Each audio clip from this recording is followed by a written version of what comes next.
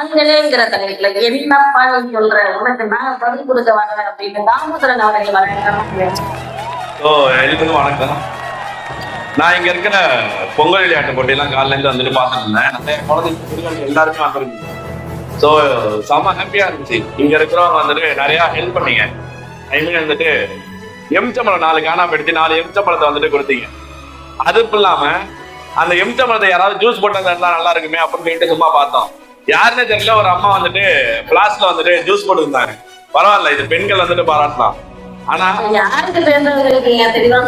இருங்க யார வேணா வந்துட்டு பாராட்டலாம். ஆனா யாரு உங்க நியாயம் இருக்குன்னு ஒரு இது இல்லையா? அது சொல்றேன் கேளுங்க. இங்க இருக்கிற குழந்தைங்களுக்கு ஒண்ணு கேக்குறேன். ஆத்திச்சூடி எழுதுறது யாரு? யாரு? எல்லாருக்குமே தெரியும். ஆத்திச்சூடி எழுதுறது ஔவையார். ஔவையார் சொல்லியிருக்காங்க, தையல் சொல் கேளேன். அதாவது தையல் சொல் கேளேன் என்ன அர்த்தம்னா, பெண்களோட பேச்சா கேட்காதீங்கன்னு அர்த்தம். ஆண்களே பெண்களோட பேச்சா கேட்காதீங்கன்னு அர்த்தம். அதாவது ஒரு பெண்ணையே பெண் வந்துட்டு அப்ப ஔவையார் எவ்வளவு பெரிய ஆளு அவங்களே சொல்லிருக்காங்க. ஆனா என் தலைவன் வாத்தியார் வந்துட்டு பெண்களை மட்டும்தான் புகழ்ந்து பேசுறாரு.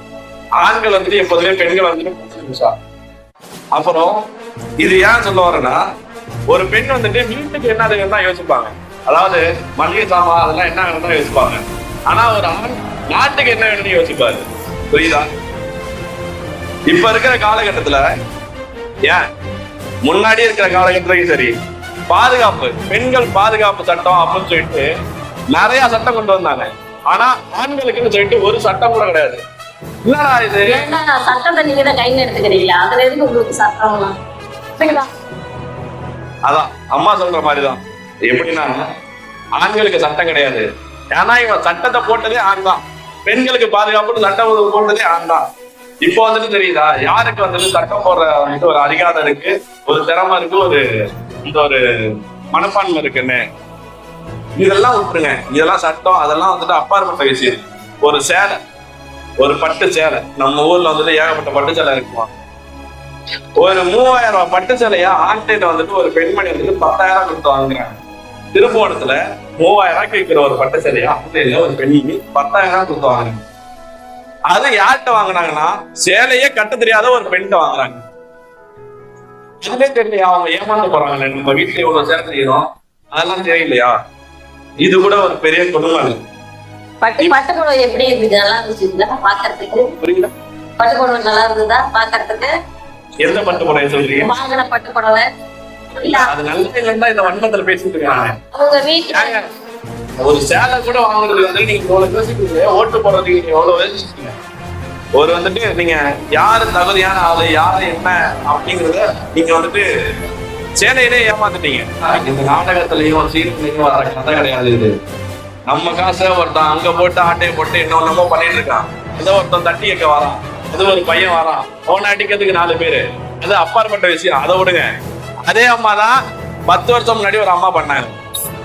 அது ஓகே, அவங்களே அடிச்சாங்க, அவங்க இல்லைன்னா அது அப்பாற்பட்ட விஷயம். நான் இப்ப என்ன சொல்ல வரேன்னா, இப்ப ஒரு நான் ஆக்சுவலா ஒரு ஹோட்டல் சொன்னேன். அப்ப வந்துட்டு ஒரு கல்யாணத்துக்கு போனேன். அந்த கல்யாணத்துல என்ன நடந்துச்சுன்னா, ஒரு பெண்மணி வந்துட்டு நான் வந்துட்டு பட்டு சேலை கட்ட மாட்டேன் அப்படின்னு. ஏன் கட்ட மாட்டேன்? இல்ல எனக்கு அந்த மாடர்ன் பிடிக்கும், நான் வெஸ்டர்னுக்கு மாறிக்கிறேன், லெஹங்கா போட்டுக்கிறேன் அப்படின்னா. ஓகே லெஹங்கா போட்டுக்கிறீங்களா? ஓகே அப்படின்னா. ஆனா அந்த பெண்மணி வந்துட்டு இங்க மேடைக்கு வரும்போது அந்த ஆண்மகன் சொல்றான், என்ன சொல்றான்னா, நீ பட்டு சேலையை கட்டாதான் வேலையை கட்டுவான். புரியுதா? இதுல இருந்து நான் என்ன சொல்ல வரேன்னா, ஒரு கலாச்சாரத்தை பாதுகாக்கிற இது வந்துட்டு இன்னமும் வந்துட்டு நம்ம இதுல கலாச்சாரம் சொல்றதா அடிமைத்தனம் சொல்றதா சொல்லுங்க. அது வந்துட்டு புரிந்தவர்களுக்கு புரியும், புரியாதவர்களுக்கு புரியாது. ஓகேவா? இதுக்கு அரசியலுக்கு என்னடா சம்பந்தம் தானே கேக்குறீங்க? ஒரு கலாச்சாரத்தையும் சமூகத்தையும் வழிநடத்தக்கூடிய ஆண்மகன் தான் ஒரு அரசியலையும் வழிநடத்துவான். அது வந்துட்டு ஒரு ஆணுக்கு தான் மட்டும் இருக்கு. ஆகவே நடுவர் அவர்களே, உலகத்துக்கு போர்த்தப்பட்டான தமிழ் மனுஷம் தமிழுக்கு சிறப்பு தெரிவிக்கிறவருமா தஞ்சாவூர் பெரிய கோயில் கட்டினது ஒரு ஆண்மகன் தான். புரியுதா? தஞ்சாவூர் பெரிய கோயில கட்டினது ஒரு ஆண்மகன் தான். தன்னுடைய காதலிக்காக சமாதி கட்டினது ஆண்மகன் தான். சமாதினா நம்ம தாஜ்மஹால் தான். ரெண்டுமே வந்துட்டு கட்டினது ஆண்மகன் தான். இதுல பெண்கள் என்ன பண்ணிருக்காங்க அதுதான் நான் இங்க கேட்கிறேன். ஆகவே நடுவர்களே, ஆண்களால் தான் அரசியல் மாற்றம் நடக்கும், எந்தவித மாற்றமும் ஆண்களால் மட்டுமே நடக்கும் என்று கூறி தலைவரை உருவாக்குவது நம்மளுடைய கடமை.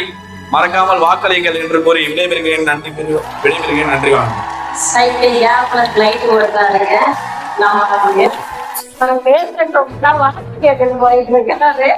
இருந்தாலும் உண்மையிலே வந்து தாமோதரன் அவர்கள் இல்ல